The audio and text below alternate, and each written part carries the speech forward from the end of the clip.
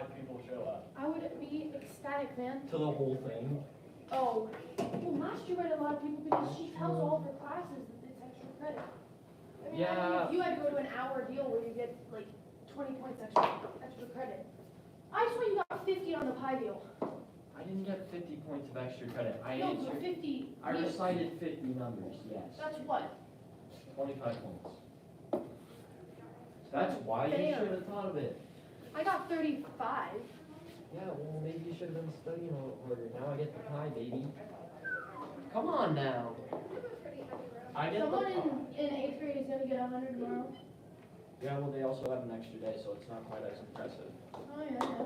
And it's not like I'm reading it over and over again. I just read it a couple of times and then. Can you say it? Yeah, right now.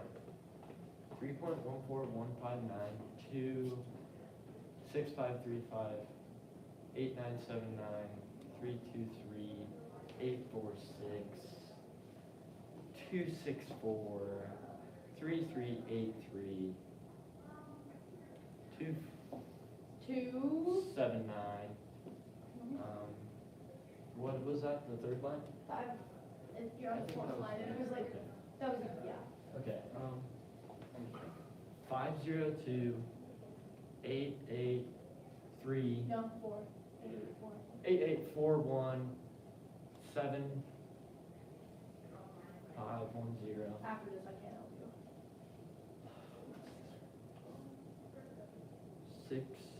69399 7510. Something like that. Wow. What was it? Autumn gave me the 3 in the last letter, and I thought Mr. Oswald wasn't going to give the rest of it because she wanted it. Mad for the rest of it. She's like, sorry, I felt bad for him. He was so close. If he wouldn't have got it, I would have felt bad. I was like, that's physical. Good for her. That's pretty cool. Right? I hope none of them show up today, though. I just don't want people watching. Yeah, I don't care. I'm kind of bummed that I didn't do districts. So, I don't know. I don't really care about this. You know? What? Why aren't you going to districts? Because What? Terry is beating me in both of my events, and Zuri is beating me in one of them, and Suhan is beating me in one. I didn't make time. Yes, you've got to be good at that. I wasn't, listen, but I was like, Hey, Good morning. is this yours? no. Is this yours? Dude, she's not in this room.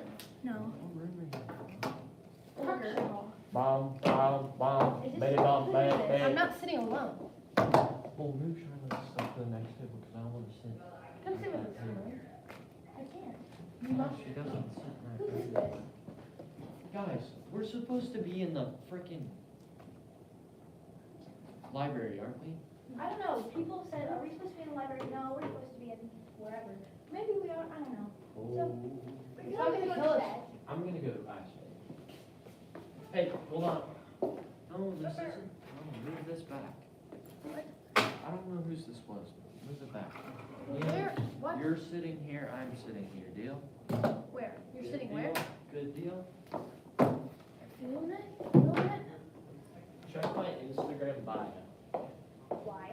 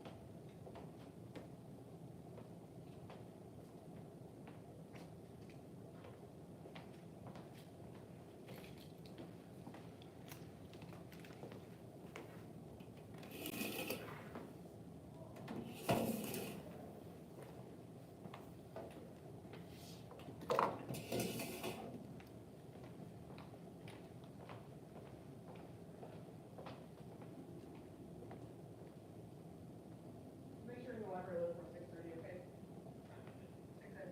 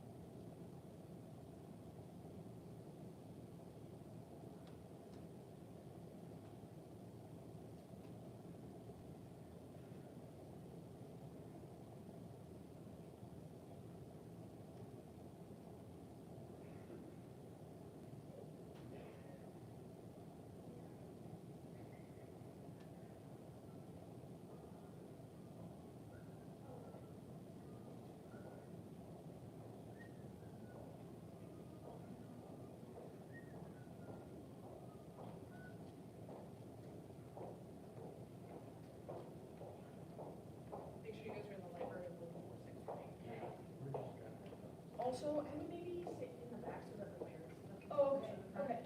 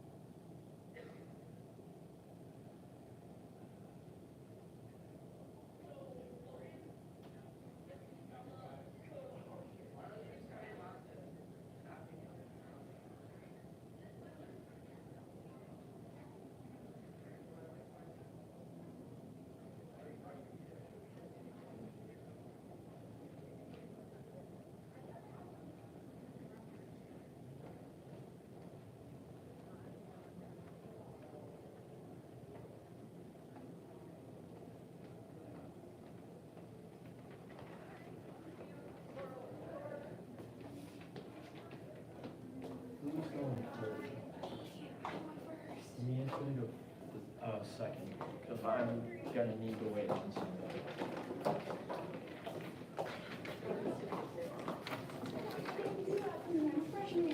What did you get? God, everything. It should be illegal to do that. I went first last year. I went first. Get it, Taco. Where's the front there? Yep. Or is it back?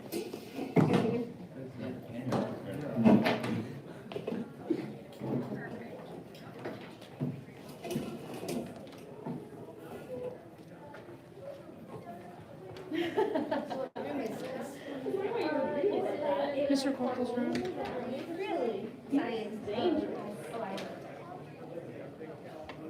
These chairs supposed to wiggle? Yep. McKenna, what's your speech called? Human breath. Human pride?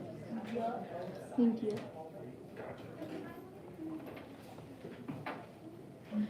Yeah, I see what you're saying.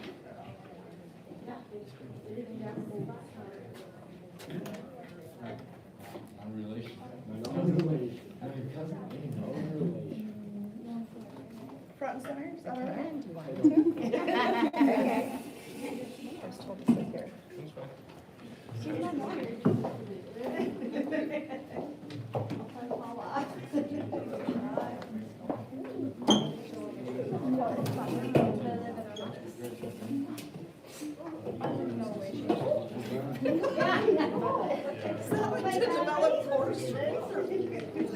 Yeah. It's an adventure. I would have died in high school. Is this not a liability? Mr. Corkle doesn't really care. Apparently. That's what keeps everybody busy, is they balance all the time. I used to technically understand paying attention. I'm used to like spinning in circles and not listening at all. Thanks. How are you? What's that? I get it. Working hard,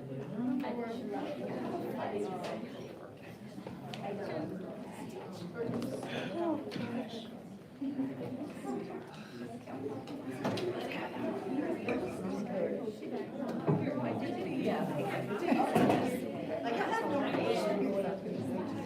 Yours is taller. Does yours do this all the time? Yeah. This reminds me of the kids' part. They can't What do you mean?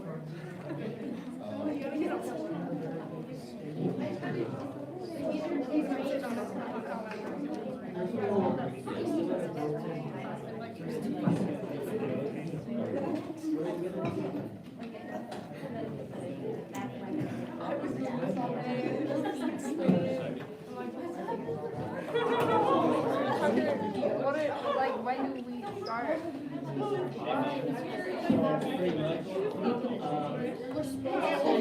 give or take, but a couple minutes. You should tell me when to start, Tucker. I'll close the door. Yep, when you close the door. Right now. It'll be okay. I don't wanna.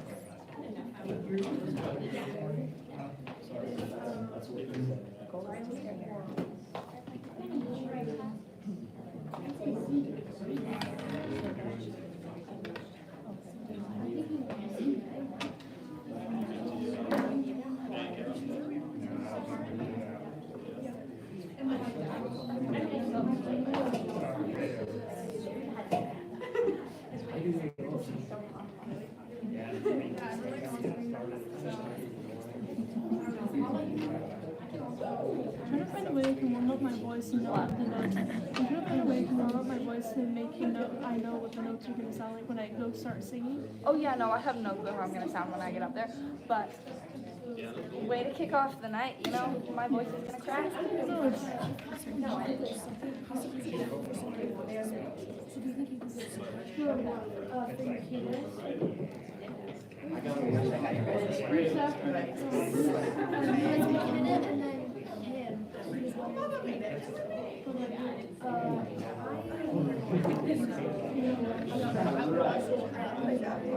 And I think Tucker, you should go right after me. My mom wants to see it. I have to wait on Brandon. Because he wants to see my speech. Yeah, where's Jake? Jake's back there. Ask him. Jake.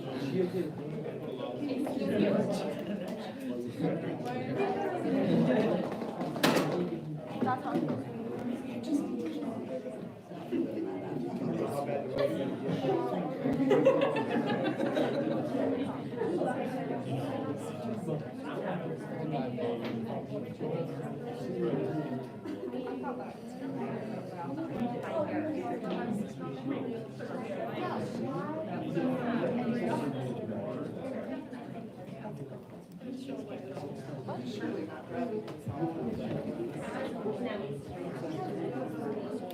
But if he does come, then have a right. Just so he pass my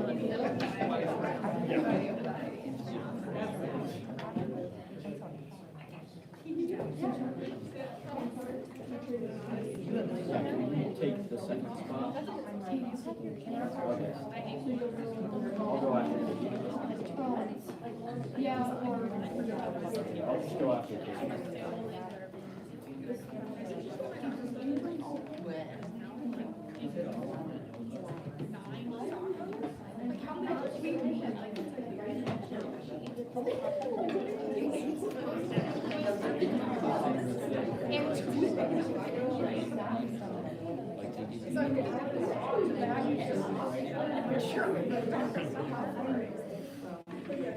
She's like, I'm like, for your first you guys can go.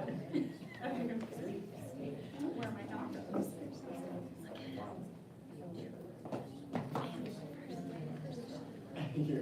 Tucker's gonna shout it at some point. Tucker. Are we ready? You're wanting to shut that door? Oh, yeah. I love Oh yeah. Oh yeah. You forgot.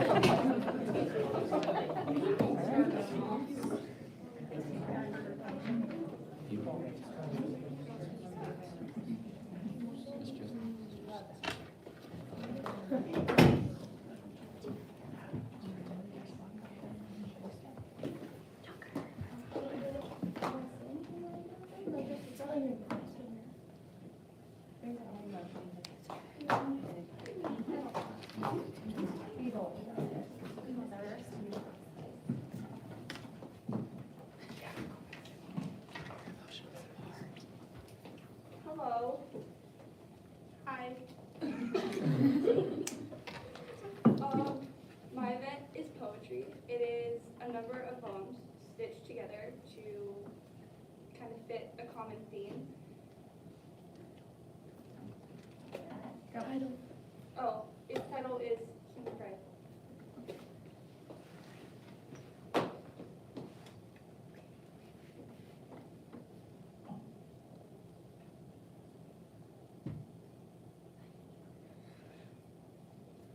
All day, every day, therapist, mother, maid, nymph, then a virgin, nurse, then a servant, just an appendage, live to attend him, so that he never lifts a finger.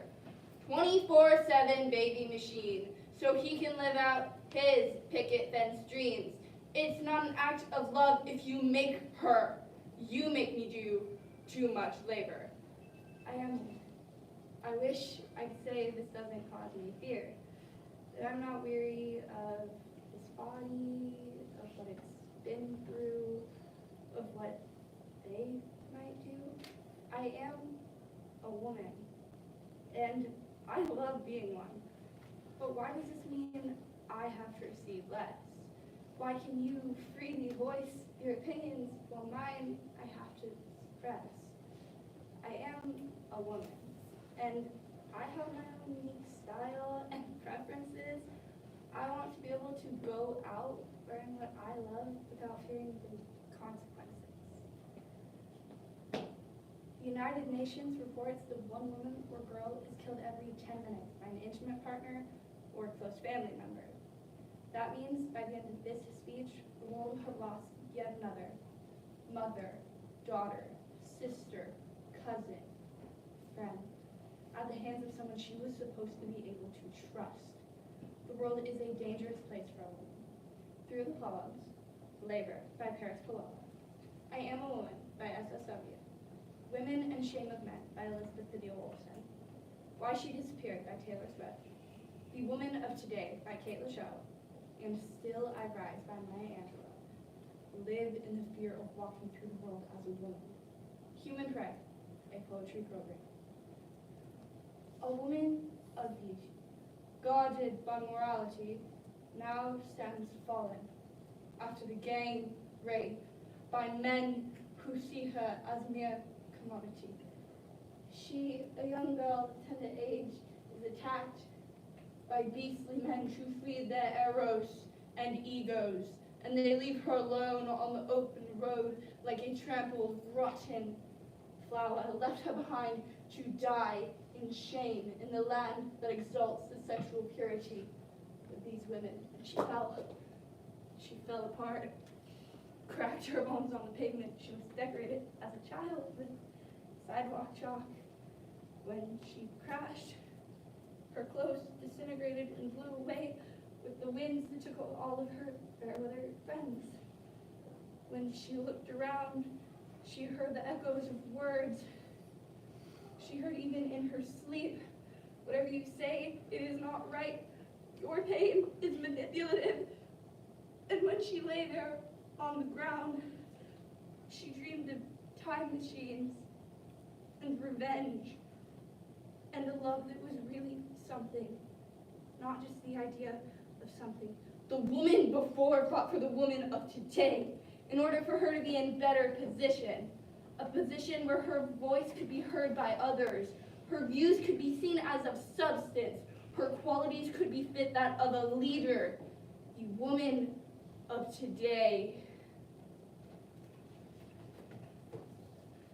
Just like moons and like suns with the certainty of tides, just like hopes springing high, still I'll rise.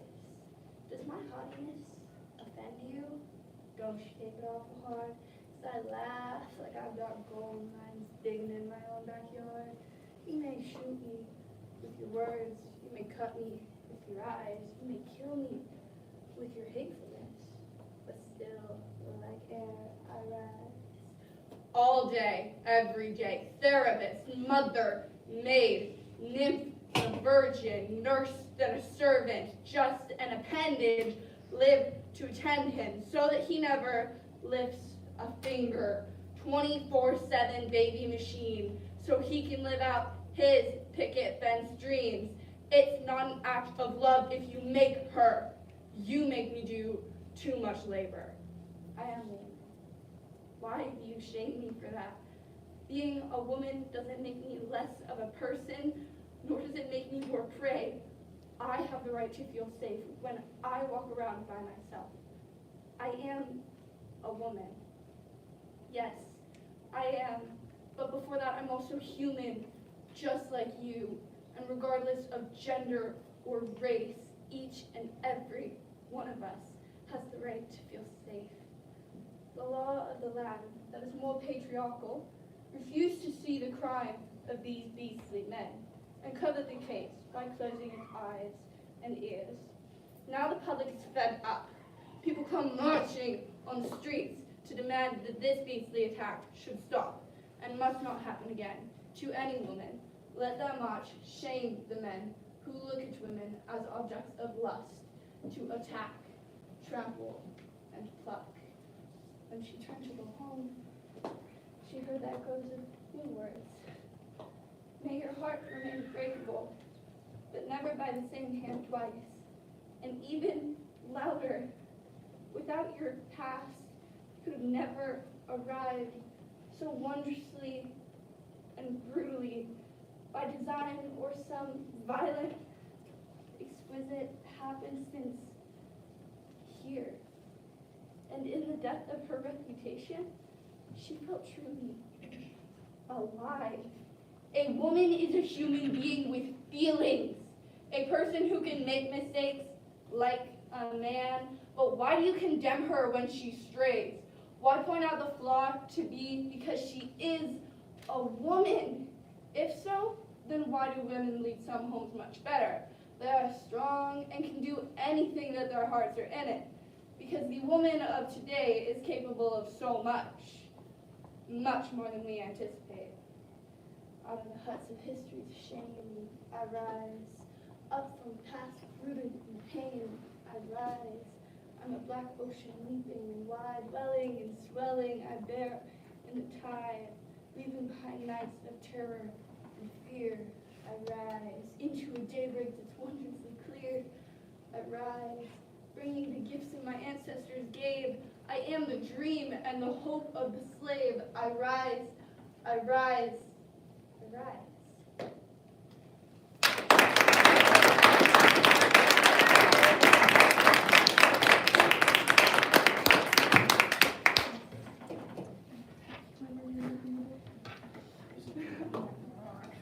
You want me to go next? I prefer that. Go so I can watch your other two. Yeah, but Brandon wants to watch this. We'll open the door in case anybody else wants to come out. Come in here.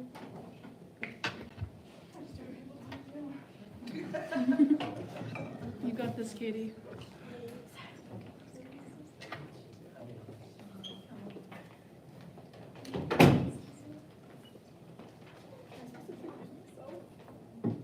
I didn't introduce myself. I'm Katie Henricks, and my event is called POI, or Program of Oral Interpretation, and it's like a mixed media poetry, so poems, statistics, books, whatever you want to put in there, I guess you can.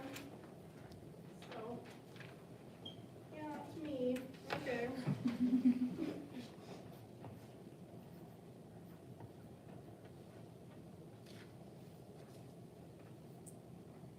So often, I feel that my trauma isn't real. That what I went through is just me, being dramatic as usual. Because the words child sexual assault are so intrinsically linked to the word pedophile, that any deviation from that feels like I'm lying. 1 in 5 girls and 1 in 20 boys. Almost all of them have a similar demon. Some man much taller than them. A creepy uncle perhaps, or a too friendly neighbor. And if my experience is any different, then is it even an experience at all? Child-on-child sexual assault is an infection that is plaguing our youth.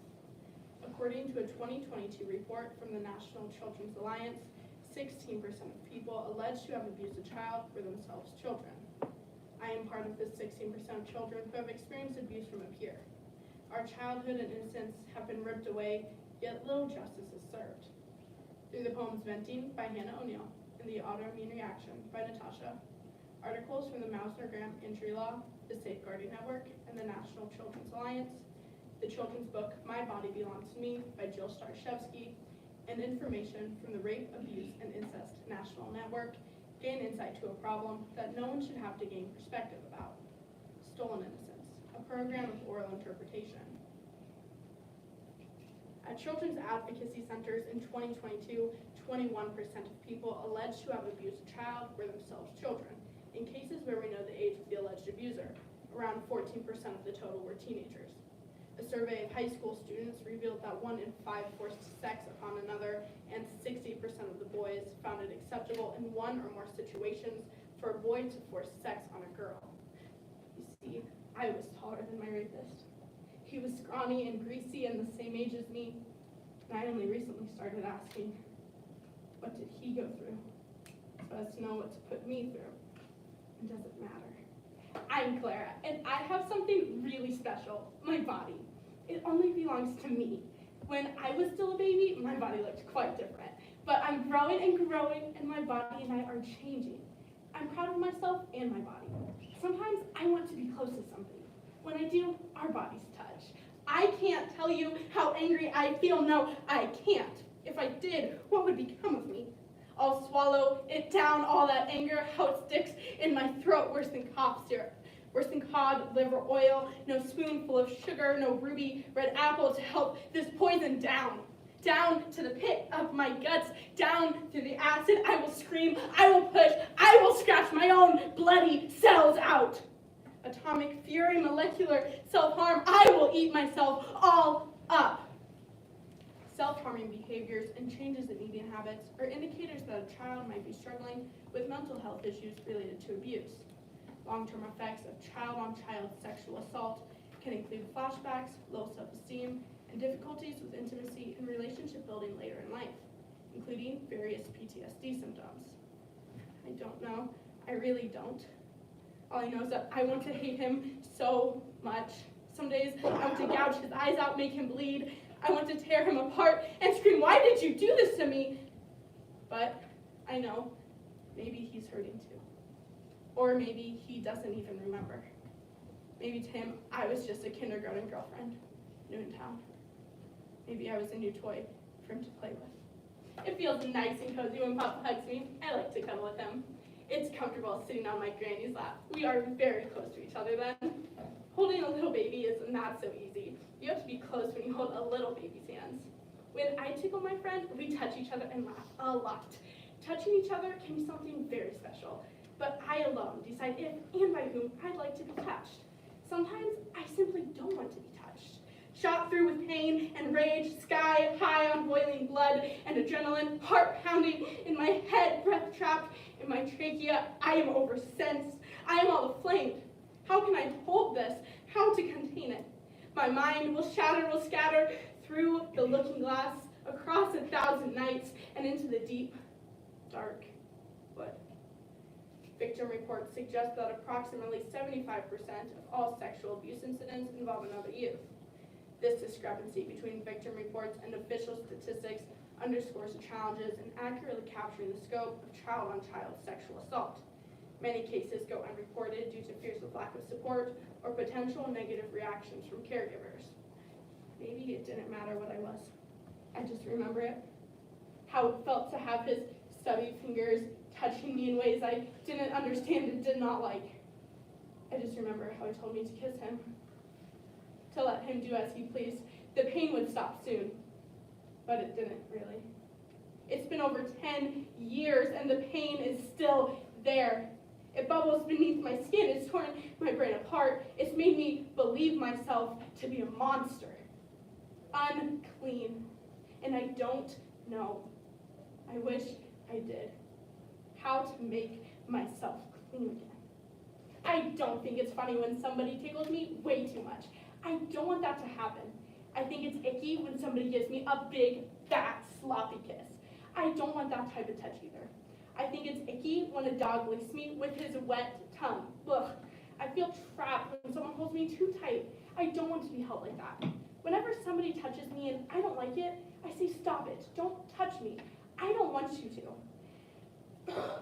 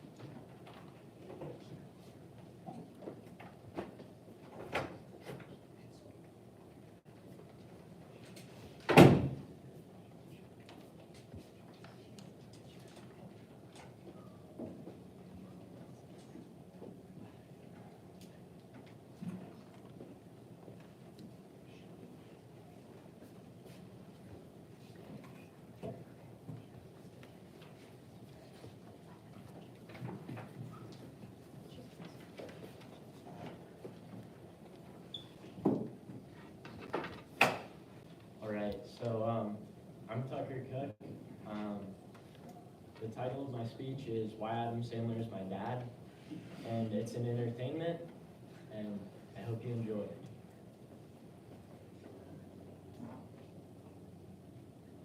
$24.7 million kids in the U.S. grow up without a biological dad. I'm one of them. For years, I was searching in all the wrong places. It wasn't until I was watching the greatest sports movie ever, Happy Gilmore, that I found him. I can't believe it. It's so obvious. I found him, and I'm here to share my discovery with all of you. Adam Sandler is my dad. Now, I know what you're thinking. Call the shrink. This kid's insane. But hold on to your golf clubs, because I have evidence. First, we'll look at the genetic proof. Then we'll go through my backstory. And finally, I'll plan and embark on my voyage to tell him he has a son. Time to fill in the missing page to my storybook. I H2O it to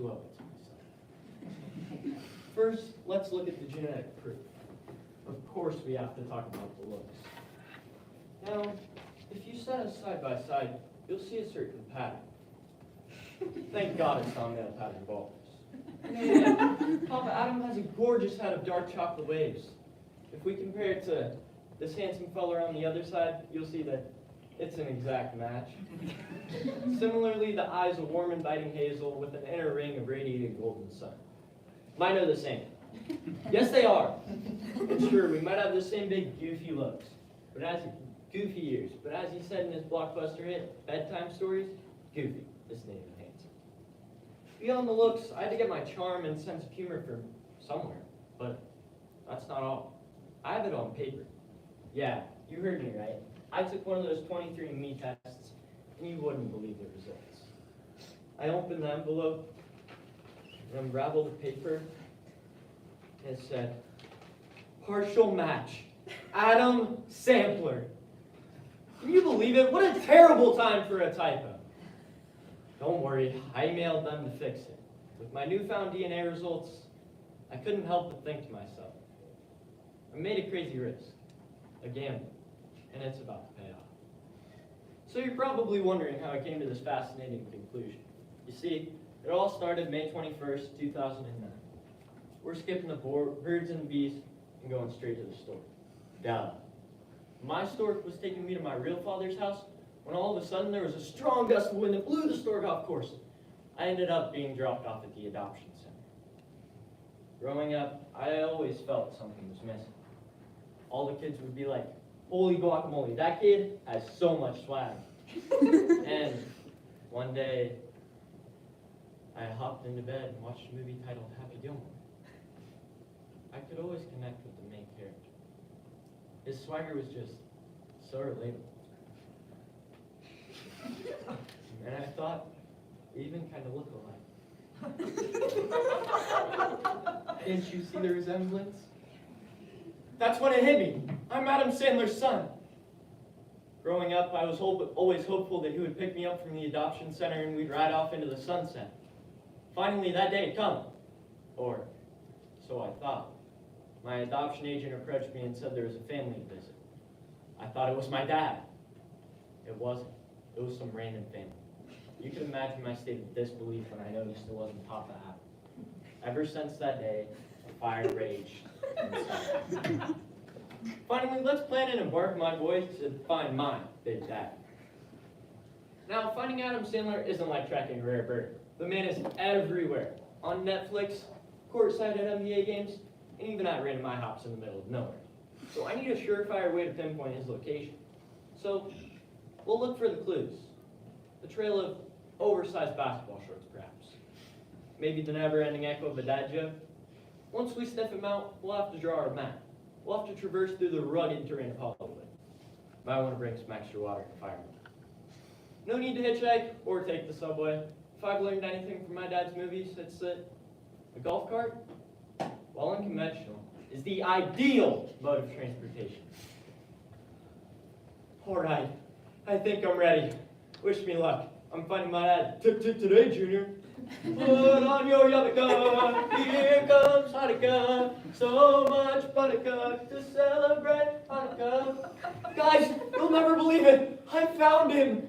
As I stood before the man himself, my heart pounded. How do you tell someone they've unknowingly fathered you? Ease into it, crack a joke, reference Big Daddy. Instead, I just blurted it out. Dad, it's me. You blew it! But instead, he looked at me, squinted, and said, "You got my nose, kid." That's when I knew my journey wasn't just successful, it was fate. Thank you so much for helping me find my Big Daddy. First, you saw the genetic proof of our connection and empathized with my backstory. Then, you helped me plan and embark on my voyage to telling me as a son. Now I don't have to be one of those 24.7 million losers to grow up without a biological dad. I can't wait to spend the next few years playing golf, going to anger management, and reminding ourselves that we are pretty and witty. And remember, the price is wrong, but the journey is worth it. Join me next week when we journey to find my biological mom, Melissa McCarthy.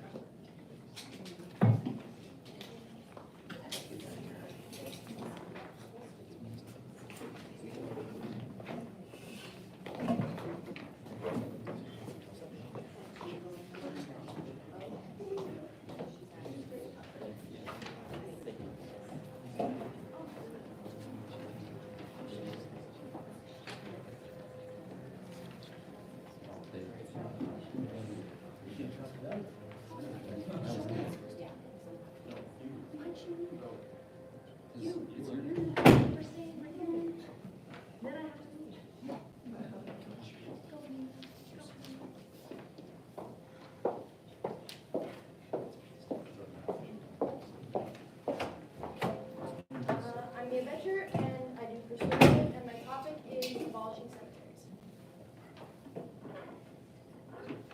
10 New Yorks, 2.64 million football fields, 484 million parking spaces, 3.7 trillion king-size beds. What on earth do all these things have in common? Well, they would all take up the same amount of space as all of the graveyards in the United States alone. Graveyards are a place of reverence and remembrance. They're a place to go when you're missing the loved ones who have already passed on. However, according to the United States Census Bureau, the United States population has grown by 330% in the past 100 years alone. This means that not only do we need more room for housing, building, and recreation, but we also need more room to bury our dead. Cemeteries only grow each year, while the living are fighting for space. In order to maintain quality of life for the living, we have to come up with a sustainable alternative to traditional burial for our dead. First, we'll enter the graveyard and discover how many materials are being taken up by cemeteries and how this number could grow. Second, we'll dig down and discover the negative impacts of cemeteries. And finally, we'll seal the casket and discover ways to remedy this problem. After seeing why traditional burial is creating so many problems, hopefully we can take steps and find ways to fix this pressing issue. First, let's enter the graveyard and discover how many materials are being taken up by cemeteries and how this number could grow. Lots of materials are being used in gravestones and coffins, materials that could be used for building more important structures. According to the Green Burial Council, 4 million square feet of hardwood go into constructing coffins every year. The wood used in coffins in this period of time could stretch from Lincoln, Nebraska to Miami, Florida 3 times. Wood isn't the only resource being taken up, however. Concrete is also used extensively in graves. especially in southern states like Louisiana, where bodies have to be entombed above the ground because of how high the water table is. 4 million tons of concrete are used per year, an amount that is unsurprising when you look at some of the elaborate above-ground graves and gravestones marking every deceased person's resting place. According to Autodesk Construction Cloud, concrete is the most widely used construction material, a statistic which presents a pressing problem since so much of this resource is being made only to be buried. There are other resources being taken up than just concrete and wood, however. 17,000 tons of copper and bronze also go into constructing graves every 5 years, as well as 64,500 tons of steel. On top of these problems lies an obscure, little-known issue. Graveyards have to be maintained. Graveyards have to be mowed and kept somewhat neat. This task can fall on family members, volunteers, or even paid workers. This requires constant labor on a system that is already outdated. With so much time, effort, and materials being wasted on the no longer living, we could be in a very dire situation soon. Second, let's dig down and discover the negative impacts of traditional burial. Something few people think about when burying a loved one is the effect it can have on others, such as harming workers or the environment. According to the National Library of Medicine, embalmers have a 13% higher death rate than a normal person, as well as being 8 times more likely to develop cancer. This statistic seems shocking until you look at what is in the fluid used in embalming. According to Science Direct, embalming fluid is a combination of formaldehyde, methanol, detergents, dyes, and potentially other chemicals. Embalming fluid is both toxic and flammable, and just inhaling the vapors of this fumes can cause serious side effects. Embalmers have to work with this horrible material constantly, and they suffer because of this. However, embalmers are not the only people affected by this horrible liquid. Leaking embalming fluid can also negatively impact the environment. The National Library of Medicine also stated that embalming fluid can leak out of coffins, poisoning groundwater and disturbing ecosystems. According to the Department of Climate Change, the Environment, Energy, and Water, formaldehyde is extremely toxic to aquatic life, shortening their lifespans and reducing their ability to breed. Furthermore, humans are affected by drinking or swimming in this poisoned water. In addition to formaldehyde, some casket wood is also treated with arsenic, which can also absorb into the ground and kill plants and animals. Arsenic and formaldehyde can cause cancers in humans, so an extended exposure to these chemicals can be extremely detrimental to our health. Even though we know the risks of traditional burial, we continue to place harmful, toxic materials in our ground, knowing that it will infect plants, animals, and most importantly, ourselves. Second, let's seal the casket and find ways to remedy this problem. With so many issues surrounding traditional burial, what are some alternatives we could use instead? First and most common after traditional burial is cremation. Cremation is a very simple process that involves heating remains to a very high temperature until most of the organic matter is reduced to ash. Ashes are then sent to family and can be made into commemorative jewelry, placed in an urn, or dispersed somewhere meaningful. Aside from this, cremation is also much more cost-effective than a traditional burial. According to Smart Cremation, cremation is on average 1/3 the cost of a traditional burial. Since it's better for the environment and also more cost-effective, it's a great alternative. However, cremation does have its downfalls, such as releasing carbon dioxide into the atmosphere. Because of this, a better solution is something called a green burial. A green burial is the same as a traditional burial, except the body is not embalmed, vaults are not used, and the body is placed in a biodegradable shroud. Furthermore, the site is marked with a native boulder, ensuring that the area remains as untouched as possible after a burial. This not only allows bodies to be buried more safely, but also provides an effective natural fertilizer to the environment. Now, another solution that may sound extreme and even a little strange is donating remains to science. Cadavers are always needed to further scientific research and can be used for new students to learn to become doctors. This ensures that doctors are trained well and with the best care available. According to Science Care, donating remains can help find treatments for diseases such as cancer and Alzheimer's. There are so many creative and new alternatives to traditional burial. Instead of opting for the harmful traditional burial process, take some time and consider which could be the best for you and your family. With cemeteries taking up so much space and doing nothing but growing each year, it's no secret that traditional burial isn't sustainable. Today, we entered the graveyard and discovered how many materials are being taken up by cemeteries and how this number could grow. Second, we dug down and discovered the negative environmental impacts of traditional burial. And finally, we sealed the casket and saw some ways to remedy these problems. In the world we live in today, we all have to make sure that our children and grandchildren won't have to face a harsh future where there's no longer any space for deceased people to go.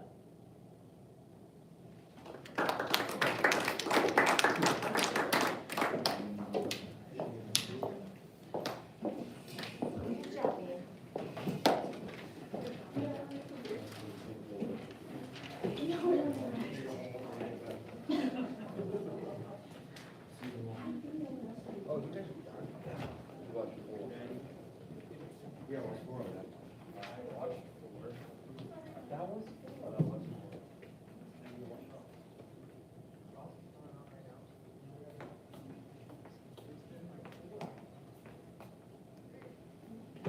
My next. Yeah, I think so, yeah. Okay.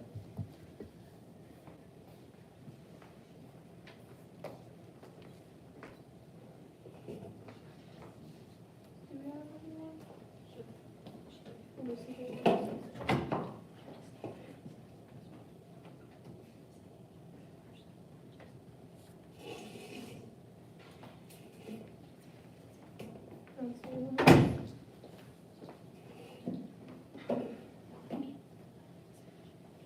Hello everyone, I'm Charlotte. Today I will be doing a humorous prose. It is called Psychic Hotline. Humorous prose is basically kind of like a miniature play in about 10 minutes, so it's pretty short, quick, entertaining piece. Okay, thank you.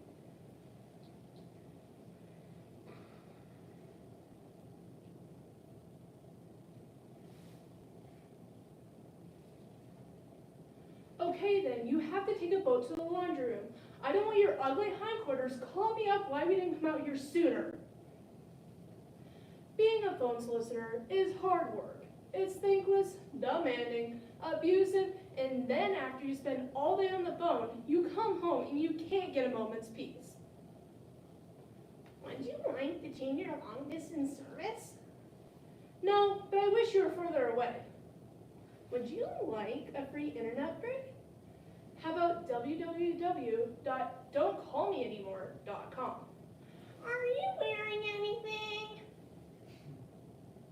That's Mom. We're having issues with her dropping over unannounced. And then there's the worst one. I'm not trying to sell you anything. Well, that's good, because I'm not buying anything. We'd like to offer you a free trip to Bahamas. Excuse me, but been there, done that, hated it, hate the t-shirt, hate the cab driver. Aruba's nice. So I got started working for a psychic hotline. It paid $3.99 a minute for us to make, or should I say, make up predictions about their future. Therapy isn't for everyone. Sometimes I even have my pet, best friend, or even a random stranger I'm spilling information to. But giving your information to everyone is maybe not the best idea, especially if your psychic likes to spill. This is Psychic Hotline by Kelly Meadows. And then they want you to tell them about their present. You knew I had 3 children? You're amazing. No, what's amazing is you're paying someone $3.99 a minute to tell you that you have 3 children.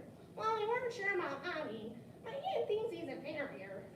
Me, psychic train, the future, bosh. I don't even know what I'll be doing in 5 minutes from now. But I like to talk on the phone, and boy do I like to scoop. So I took the job. In walks Miss Linda, the head psychic psycho. Sit down and take your first call. I don't know what to do yet. Make something up. Isn't that illegal? Make something up. So I did. I became really psychic really fast. My husband isn't spending any time with me. That's because you're spending all your time on the phone. I think he's cheating on me. Well, why don't you get off the phone and spend some time with him? Because he's not here. Well, when was the last time you cooked him dinner? How could I afford to make you dinner when I paid $3.99 a minute? So I looked into her future. Debt, divorce, misery, loneliness. Oh my gosh, what can I do? Well, why don't you stop calling me? Obviously, Miss Linda wasn't thrilled with me. She wanted me to lead that woman on.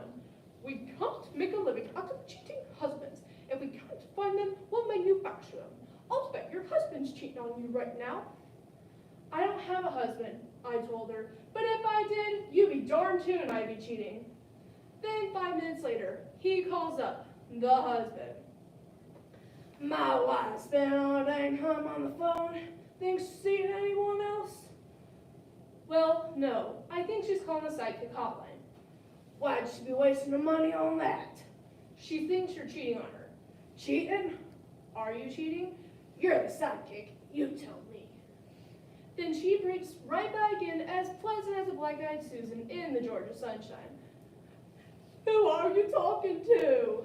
No one, honey. Why are you on the phone if you ain't talking to anyone? I want to know the sister you're talking to. It's Jay, honey. Better not be Jay. Then it's Leanna. Better not be Leanna. Then it's Jay. Okay, but it better not be. So that was an easy call. Debt, divorce, doom, despair. I couldn't really fix anybody's lives, but with my psychic powers, I can make things much, much worse. Of course, Miss Linda caught wind that I discovered the best cure for all ills of humanity was to keep leading them on. She was a very mysterious woman who wore green, blue, and purple makeup, whose hair stood about 6 feet in the air. Unlike the people who call her could actually see her. You might recognize her on one of those late-night cable TV ads. Do you have personal problems? Money troubles? Unsure if he really loves you? Need help with family issues? Me and my friends are here to help anytime, day or not. Here to help. Number 1, if you're having money troubles, you don't need to spend $4 a minute talking to some 18-year-old floozy.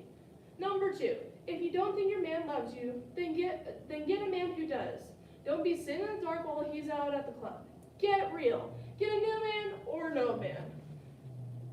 If you're having family issues, you don't need to spend $3.99 a minute talking to my sorry behind, or your grandma had better use her smarts and write you out of her will. If you're wanting Miss Linda to skink away with all your grandma's inheritance, then you just keep on doing what you're doing. Obviously, Miss Linda didn't appreciate my light manner of counsel. I have, by now, accused every man from Fairbanks to Florida on cheating on somebody. For a while, I was afraid to go out with anyone. It was hard for me to trust them, or worse, for them to trust me. My last day started out as a disaster. Your voice sounds familiar. Do I know you? Who are you? You're the psychic hotline lady. And I'm like, you called the psychic hotline? Loser. You told me my wife was cheating on me. You broke us up. Well, I had to. He had such a sexy voice. I listened. One day he read me the entire T section of the white pages. I listened. Who knew he was a contingency lawyer? He even sued Miss Linda for fraud. He was a greedy, money-grubbing, swarmy, sleazy, when-it-all-cost barracuda, who, over the course of 2 years, accumulated $15 million, in which he used to buy me a very big, expensive, shiny diamond ring. Tomorrow is our first anniversary, and I want you to know that I'm the happiest girl in the world. How can you be sure? I'm psychic. Except, I wonder, is he cheating on me? I'll be right back. I gotta make a quick phone call.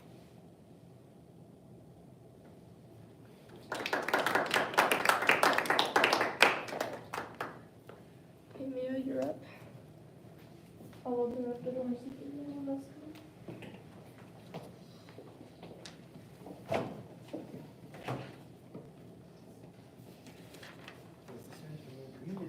I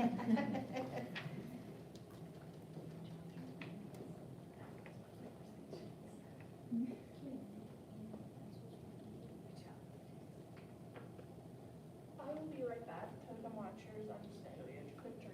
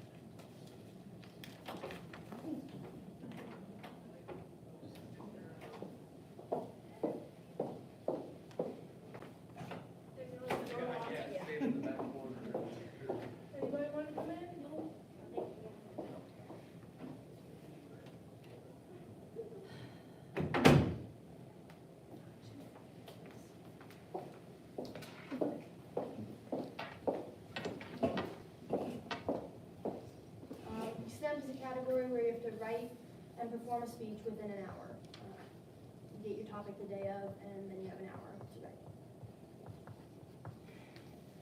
In 2024, it was revealed that Japan's debt was 2 times the size of their economy, and it didn't look like they will get their spending under control anytime soon. Here we are a year later, and this continues to be true. This brings me to the question I was presented with today. Is Japan on the wrong path to improve their fiscal health? First, we'll look closely at Japan's past fiscal health. Then, we'll see their current plan to remedy their situation. And finally, we'll look at ways that Japan could solve their problem in order to find the answer to this question. First, we'll look at Japan's past fiscal health. Japan is known for having poor fiscal health, but just how bad is it? According to Capital Economics in January 2025, Japan is one of the most advanced societies that simultaneously has one of the worst fiscal health ratings. This is shocking not only because Japan is so advanced, but also because of Japan's widespread exports, ranging from vehicles to chemicals to electronics.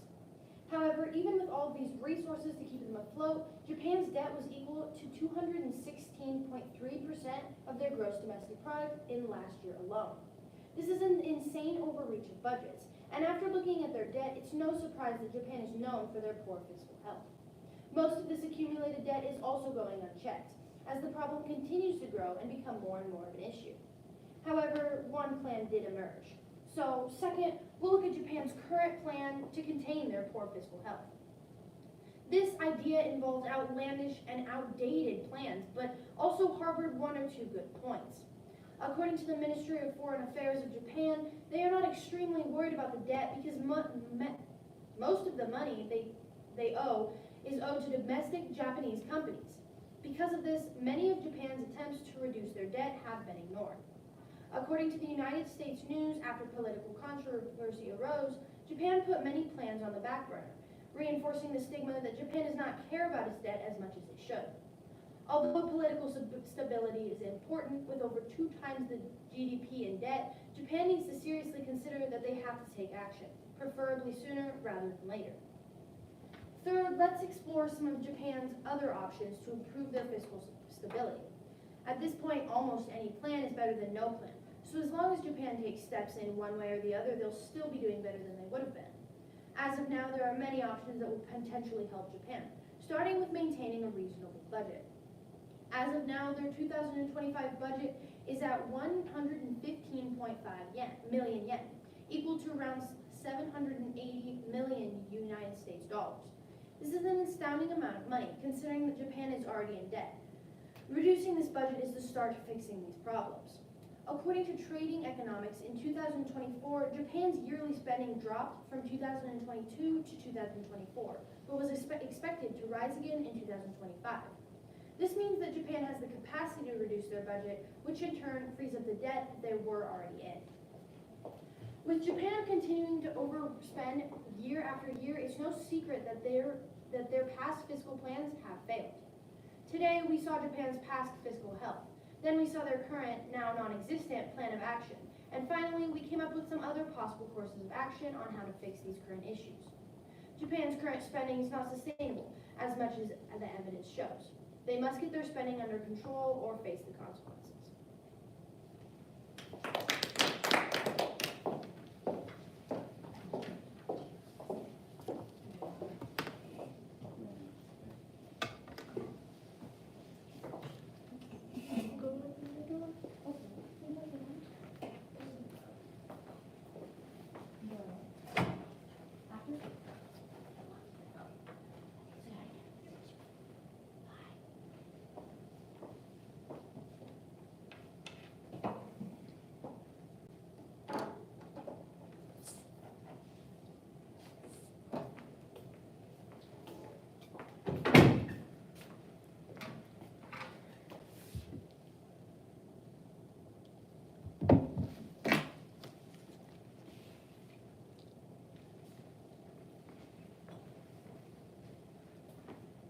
Are you guys all ready then?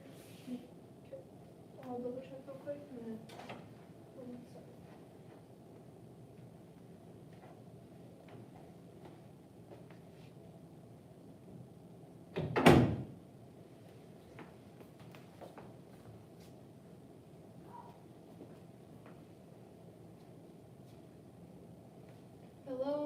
I'm Charlotte Welsh, and this is a poi. Poi is a kind of like what Katie said earlier, a like program that has poems and different articles and stuff in it. And my poi's title is called Judy Garland.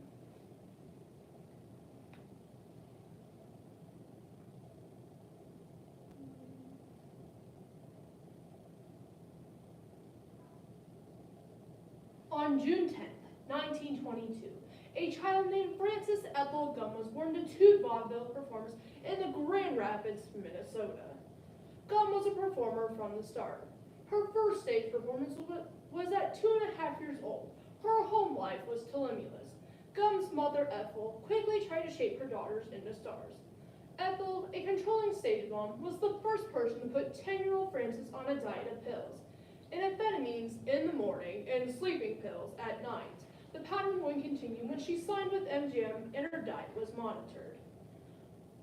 In 1934, the Gum sisters rebranded themselves as the Garland Sisters. Frances gave herself the new name Judy after a popular song. Judy Garland is one of the greatest talents to ever grace the silver screen. She was well loved by all the people, but struggled with personal demons her entire life. From a controlling mother to sexually abusive producers, Garland's life was not an easy or a pleasant one. Through the articles, What Made Judy Garland's Life So Tragic by Elena Nicolau, a 1969 Def release, the poem Judy by Jonathan Moya, a 1967 Today Morning Show interview with Judy, and the lyrics from Somewhere Over the Rainbow give the slightest glimpse into the life and death of Judy Garland. I hope you find yourself a rainbow, a program of oral interpretation. As a part of MGM's cohort of young stars, Garland was forced to adapt a grueling, nearly impossible schedule, forever cast as the girl next door. Garland was often making 2 or 3 movies at a time. 3 hours of early morning school were followed by singing rehearsal and then a day of shooting.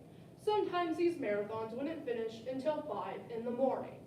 She was sustained by a diet of pills. She was dependent on them by the age of 15. Somewhere over the rainbow, way up high, there's a land that I've heard of once in a lullaby. In 1939, when Garland was 16, she got her big break as Dorothy Gale in The Wizard of Oz. Originally, Shirley Temple was supposed to play Dorothy, so the studio tried to make Garland look as young as possible. She had to lose weight.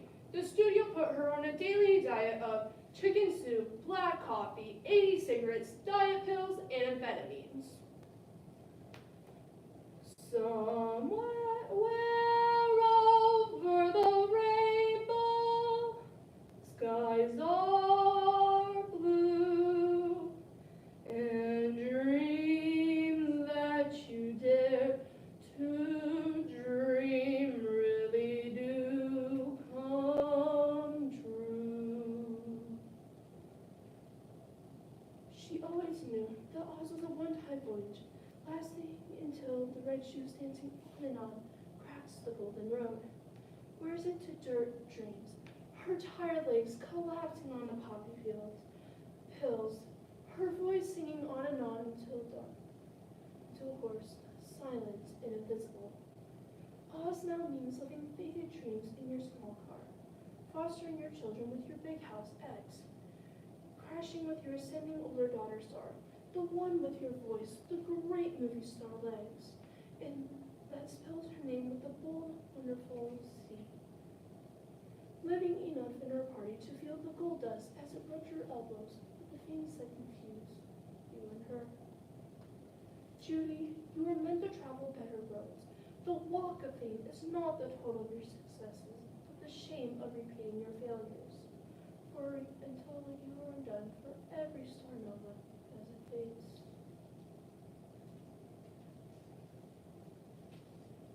Someday I'll wish upon a star and wake up where the clouds are far behind me, where troubles melt like lemon drops away above the chimney tops. That's where you'll find me. It's been a long one. I have a stage mother, one that wouldn't quit. My mother was truly a stage mother, but a mean one. She was very jealous because she had absolutely no talent. Now she's going to knock on my ear. When my mother died, and whenever I talk about her, which I should because she was so wicked, she inevitably knocks one earring off, so she's still around. She would sort of stand in the wings when I was a little girl. If I didn't feel good, she'd say, "You get out there and sing, or I'll wrap you around the bedpost and break you off short." So I go on and sing. Somewhere over the rainbow, bluebirds fly, birds fly over the rainbow. Why then, oh why can't I? Judy Garland died from an accidental in-car sulfur overdosage of sleeping tablets she had taken since she was a child actress. The coroner said in London yesterday. The Westminster coroner, Mr. Gavin Thurston, recorded a verdict of accidental death on Miss Garland, age 47, who was found slumped in the bathroom of her home in Codgon Lane, Chelsea, on Sunday. This is quite clearly an accidental circumstance to a person who is accustomed to taking barbiturates over a very long time. The coroner said she had died from quinolbarbitone poisoning. Miss Garland also took an antidepressant lift, he said, but she did not drink a lot. He had seen her drink a vodka and a fruit juice for 1 or 2 hours. Mr. Derek Pocock, a pathologist, said that there was no signs of cirrhosis of the liver associated with alcoholism. She had taken 10 1.5 grain tablets. He described some rather superficial and old cuts on the singer's wrist, which he said were self-inflicted.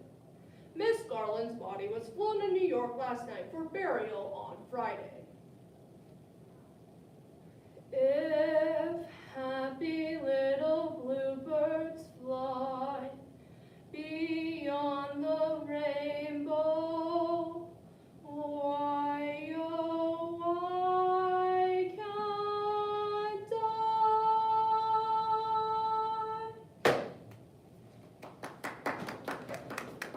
That sums up the round. Yep, Thank you.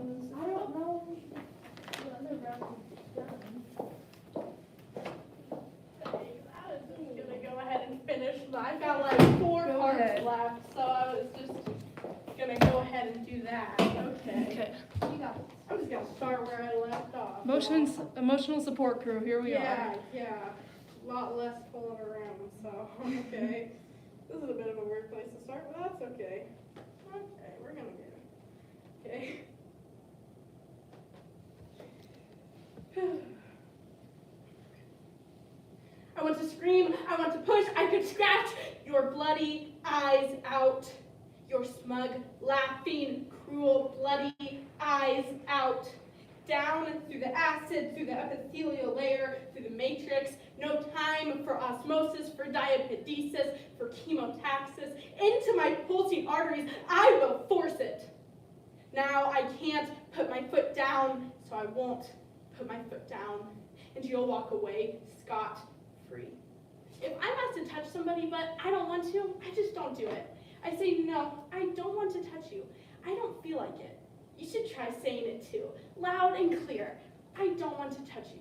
I don't feel like it. You can also say, I don't want you to touch me. I don't want you to. I think it's great that people touch each other when they both want to. Don't you think so too? If you or someone you know has been sexually assaulted, help is available.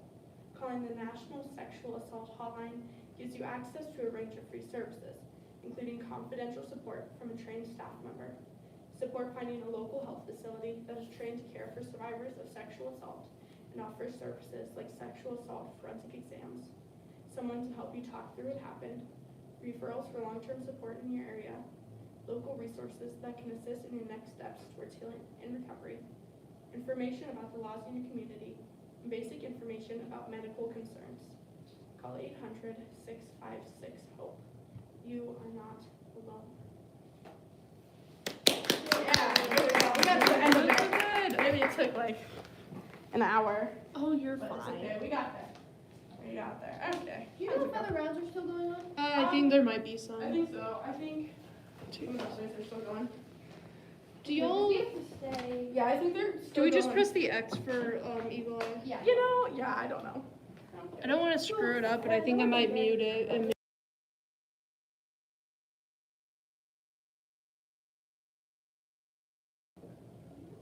well, that is a round, folks.